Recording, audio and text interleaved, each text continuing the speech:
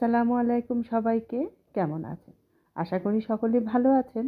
আমিও আল্লাহর রহমতে ভালো আছি।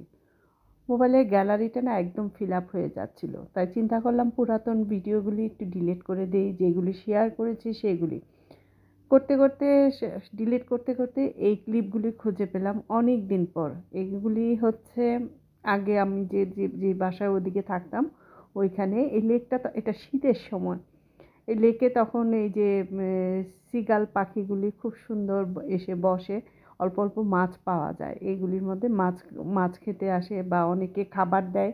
সেই খাবার সিগাল এই চড়ুই পাখি প্লাস এটাকে কি বলে কবুতর, সব ধরনের পাখি মোটামুটি এখানে এসে বসে, দেখতে খুবই ভালো লাগছিল।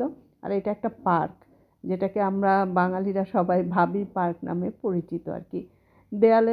দেয়ালগুলির মধ্যে কি সুন্দর লাইন ধরে ওরা বসে আছে। এই সিনগুলি দেখতে দেখতে একটা আশ্চর্যজনক জিনিস দেখলাম, সেটাই আজকে আপনাদের সাথে শেয়ার করব। কারণ আমি আগে কখনো দেখিনি, আর কেউ যদি জানেন এই প্রাণীটার নাম কি। আমি ভেবেছিলাম প্রথমে ইঁদুর, কিন্তু ইঁদুর সাধারণত এত বড় হয় সেটাও আমার জানা ছিল না। সেটাই আপনাদের সঙ্গে আজকে শেয়ার করব। তবে তার আগে পাখিগুলি দেখেন, আর আমার বাচ্চারা তো খুবই পছন্দ করছে। নাবা ওয়াসি তখন কিন্তু অনেক ছোট ছিল, তখন তো ওরা নাবা মনে হয় ইসেতে পড়ে না, ক্লাস 6-এ মনে হয় পড়ে। এটা আরও আগে 2-3 বছর আগের ভিডিওগুলি পেয়ে গেলাম, তাই চিন্তা করলাম আপনাদের সাথে একটু শেয়ার করি। আশা করি আপনাদের কাছে ভালো লাগবে, আমার মেমোরিতেও থেকে যাবে।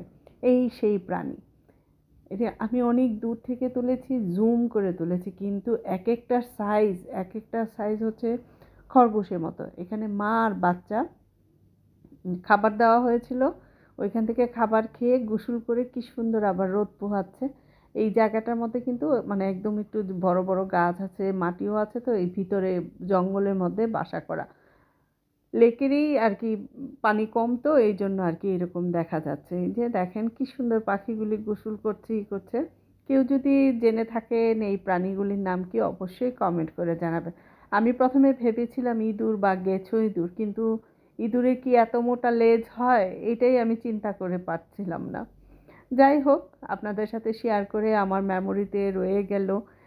ইন ফিউচারে আমার মা যখন দেখবো তখন মনে হয়ে যাবে। আর শীতের সময় তো গাছগুলি কিন্তু তখন পাতা নেই, কি সুন্দর লাগছে তাই না?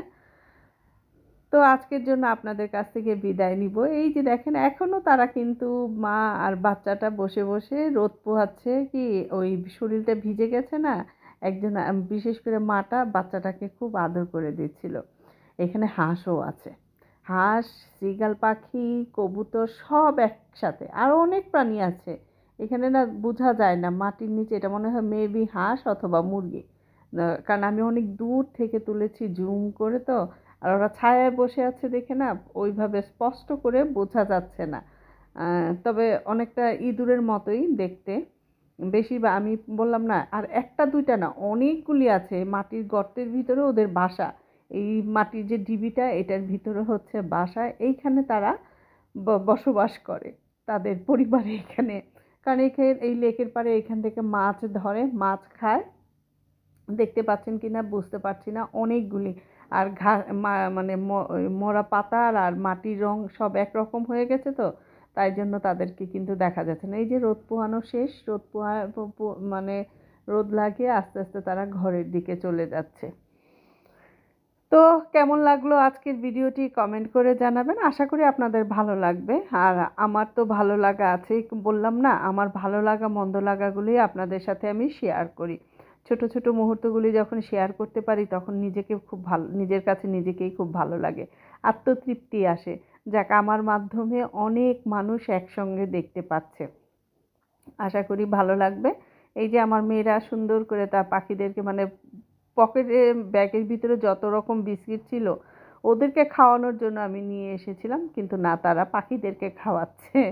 কারণ এই যে কি মজা পাচ্ছে, ওরা পাখিরাও মনে হয় মজা পাচ্ছিল, কারণ ওদেরকে উড়িয়ে দিচ্ছে, ওরা আবার ঘুরে ফিরে আবার চলে আসছে।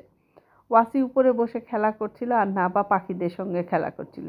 ভালো থাকবেন সবাই, আল্লাহ হাফেজ।